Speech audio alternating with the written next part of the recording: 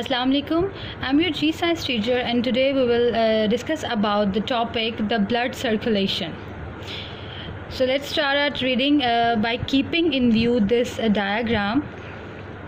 Blood in the right hand side of the heart has returned in veins from the cells of the body.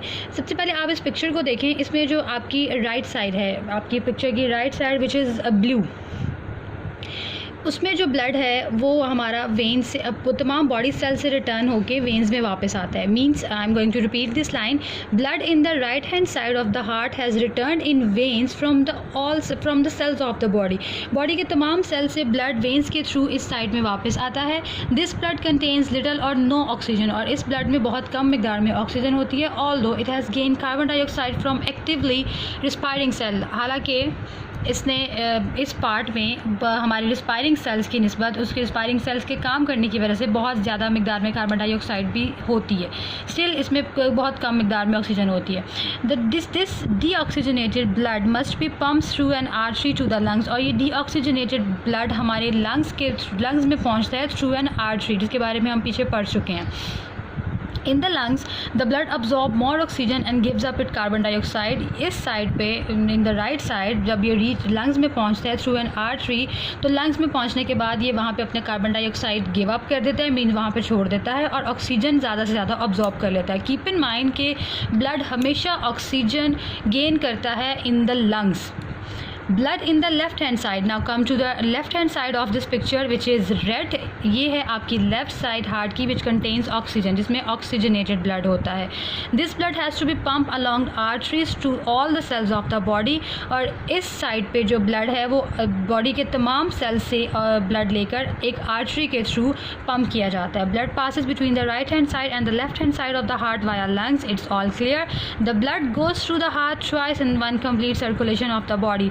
और blood अपना एक circle जब मुकम्मल करता है तो ये हार्ट में से 2 टाइम पास करता है. Okay, 1 time it gains oxygenated blood and second time it returns to the deoxygenated blood. Is it clear?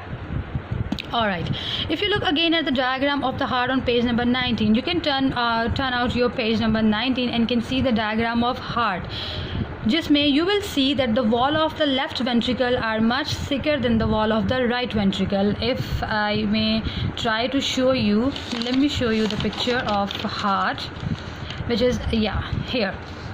You can see the wall of the left ventricle is much thicker than the wall of right ventricle.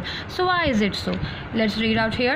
This is because of the right ventricle only has to pump the blood the short distance to the lung. इसलिए क्योंकि right side ventricle को बहुत थोड़े time के लिए बहुत थोड़ी जगह में अपने ब्लड को लेकर जाना पड़ता है. But still left ventricle has to do a lot. Why?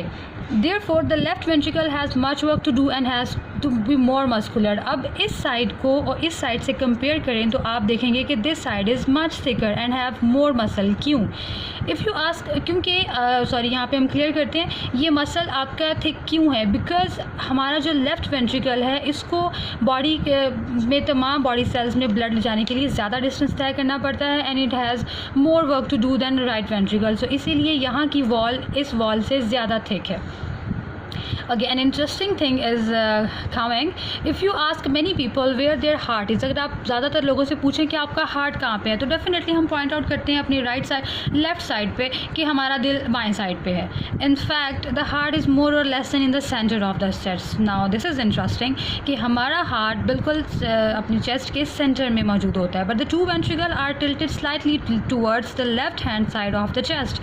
But these 2 ventricles are slightly tilted. ये थोड़े से झुके हुए होते हैं लेफ़्ट साइड पे, और जो लेफ़्ट वेंट्रिकल है all the heart beating process here. So that's why हमें अब यूँ फील होता है कि हमारा हार्ट जो है वो लेफ़्ट साइड पे है, but actually it's in the centre of the chest. So this is interesting for me and for you as well, I think so. All you have to do कि इस picture को आप ध्यान से देखेंगे and compare these reading the first paragraph of your reading with this diagram and keep this key in your mind. Deoxygenated blood contains with blue part and oxygenated blood contains on red part. Thank you so much.